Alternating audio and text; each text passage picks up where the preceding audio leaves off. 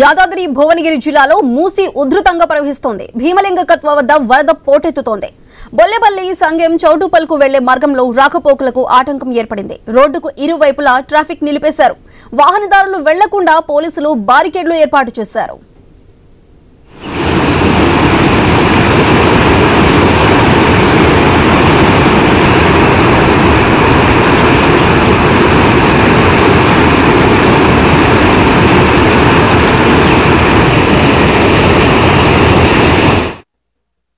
యాదాద్రి భువనగిరి జిల్లాలో మూసి ఉధృతంగా ప్రవహిస్తోంది. భీమలింగం కత్వ వద్ద వరద పోటెత్తుతోంది.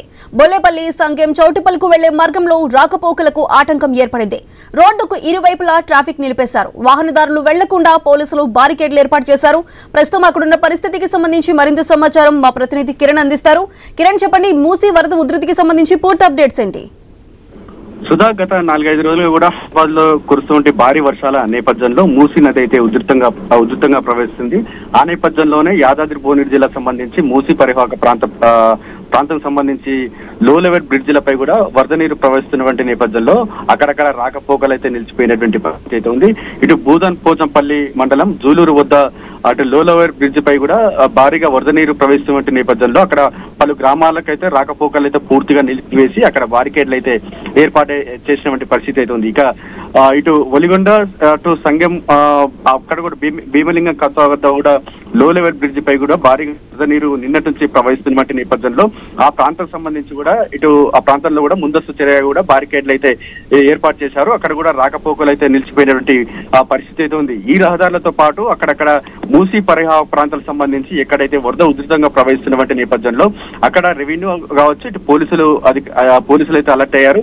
ఎందుకంటే ముందస్తు చర్యలు కూడా అవగాహన లేకుండా వరదను అంచనా వేయకుండా కూడా ఎవరు కూడా వాగు దాటో ప్రయత్నం చేయడానికి కూడా ఇప్పటికే పోలీసులు హెచ్చరికలు జారీ చేసినటువంటి నేపథ్యంలో ఆ దిశగా అయితే చర్యలు అయితే చేపడతా ఉన్నారు.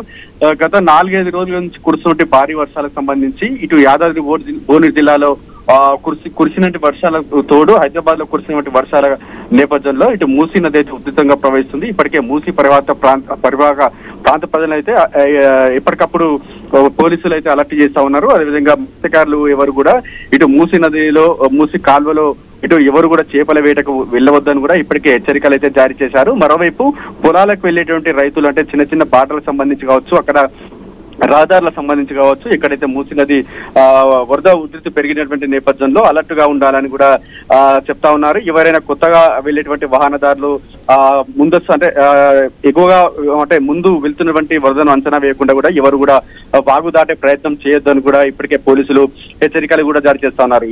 మొత్తానికైతే గత 4-5 రోజుల నుంచి కురుస్తుంటే భారీ వర్షాల నేపథ్యంలో మూసీ నది ఉధృతంగా ప్రవేశించడంలో పలు గ్రామాలకైతే రాకపోకలు అయితే నిలిపివేశారు. Right Kiran, thank you.